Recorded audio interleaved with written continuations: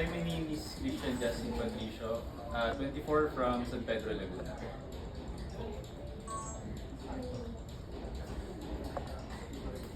Pageant King?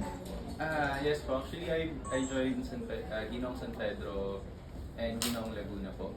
Also, nag-national na din po sa Misters of Philippines po and Mr. Grand Laguna.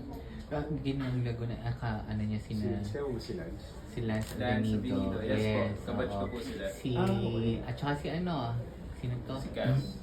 Si Cass, yes. Opo. Cassville, si ano pa, si... Wait lang.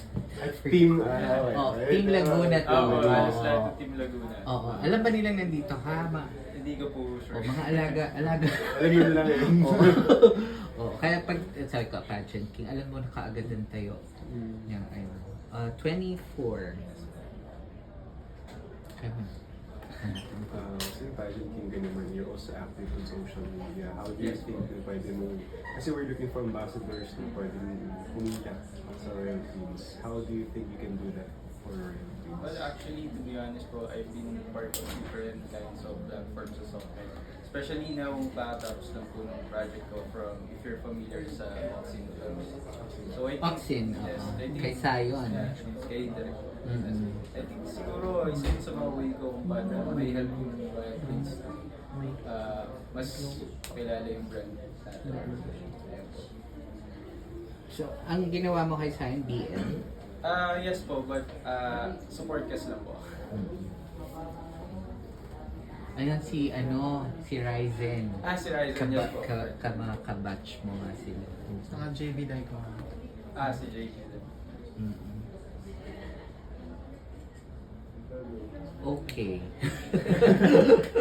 May focus natin dun sa Yes po, Siya yung sa Sa Philippine Fashion Gala. Anong suot mo dun? Anong color? navy green na may Na may stones. Okay.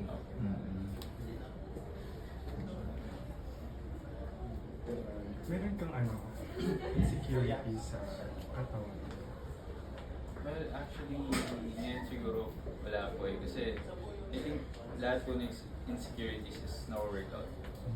So, para sa akin, kasi naging fitness coach din ako. So, I once naging rin po, like, payatot, gano'n, tapos tumaba. So, I think siguro yung mga insecurities, wino-workout siya para maging strong.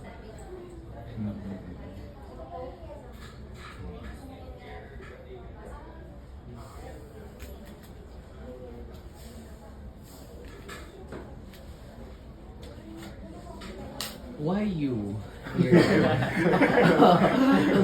Kunyari mamimili talaga mag-recommend. Kasi task namin is mag-recommend. Tatanungin kita, why you? I think me po kasi, actually, it was almost 1 year since my last pageant.